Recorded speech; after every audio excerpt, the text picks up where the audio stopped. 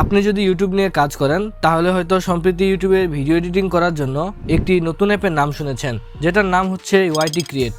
অনেকে এই অ্যাপ নিয়ে ভিডিও বানাচ্ছেন, আবার অনেকে কমেন্টে লিখছেন যে তাদের ফোনে এই অ্যাপটা দেখা যাচ্ছে না। কেউ প্লে স্টোরে সার্চ করলে দেখাচ্ছে এই অ্যাপটা আমাদের দেশে অ্যাভেলেবল না।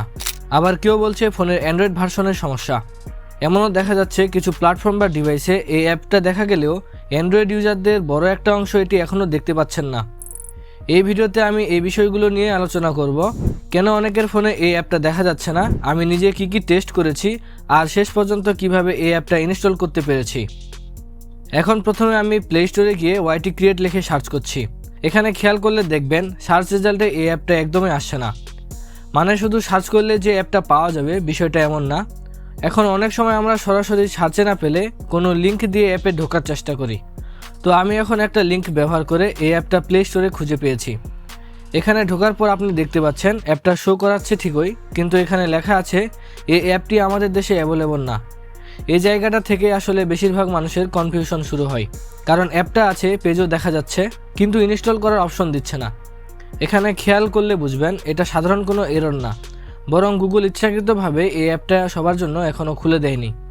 এই অ্যাপটির অ্যাবাউট সেকশনে গেলে দেখবেন এখানে লেখা রয়েছে এই অ্যাপটি নাকি ওএস অ্যান্ড্রয়েড ভার্সন 10 এর উপরে যে ফোনগুলো রয়েছে সেই ফোনগুলোতে কাজ করবে। তাই চলুন আমি আমার ফোনের অ্যান্ড্রয়েড ভার্সনটাও আপনাদের দেখাই। এখানে আমার ফোনের অ্যান্ড্রয়েড ভার্সন হচ্ছে 15, অর্থাৎ লেটেস্ট ভার্সন থাকা সত্ত্বেও প্লে স্টোর থেকে আমি অ্যাপটা ইনস্টল করতে পারছি না। এখান থেকে একটা বিষয় পরিষ্কার হয়, সমস্যা শুধু অ্যান্ড্রয়েড ভার্সনের না। আসলে ইউটিউব যখন নতুন কোনো অ্যাপ বা বড় ফিচার নিয়ে আসে তখন তারা একসাথে সবার জন্য রিলিজ করে না। প্রথমে কিছু নির্দিষ্ট দেশ, কিছু নির্দিষ্ট ইউজার, আবার অনেক সময় কিছু নির্দিষ্ট গুগল অ্যাকাউন্টের জন্য অ্যাপটা খুলে দেয়। এটাকে বলা হয় স্টেজ বা রোল আউট সিস্টেম। এই কারণে দেখা যাচ্ছে একই দেশে থেকেও এই অ্যাপটি কেউ পাচ্ছে, কেউ পাচ্ছে না। আমি নিজেও এই বিষয়টা বোঝার জন্য কিছু টেস্ট করেছি। যেহেতু এই অ্যাপটি ইন্ডিয়াতে অ্যাভেলেবল আছে তাই আমি ভিপিএন ব্যবহার করেও দেখেছি। শুধু ইন্ডিয়ান ভিপিএন দিয়েই না, অন্যভাবেও চেষ্টা করেছি, কিন্তু সরাসরি প্লে স্টোর থেকে অ্যাপটা ইনস্টল করার কোনো অপশন পাইনি। তখন আমি আরেকটা জিনিস ট্রাই করেছি, কারণ আমার ফোনটা হচ্ছে রেডমি।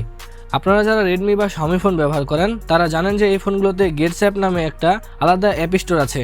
আমি এখন সেই গেট অ্যাপসে ঢুকছি। এখানে ওয়াইটি ক্রিয়েট লিখে সার্চ করার পর দেখুন এই অ্যাপটা এখানে দেখা যাচ্ছে।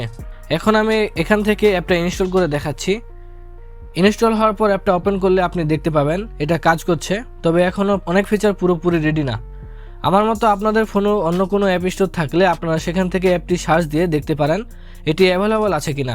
তবে অবশ্যই অফিসিয়াল অ্যাপ স্টোর ছাড়া অন্য কোথাও থেকে ইনস্টল করার আগে সতর্ক থাকবেন। যখন এই অ্যাপটা সবার জন্য অ্যাভেলেবল হবে বা নতুন কোনো আপডেট আসবে আমি অবশ্যই আপনাদের জানাবো। ততদিন পর্যন্ত ধৈর্য রাখুন, আর অফিসিয়াল উপায় ছাড়া অন্য কোনো শর্টকাটে যাওয়ার আগে দুইবার ভাবুন।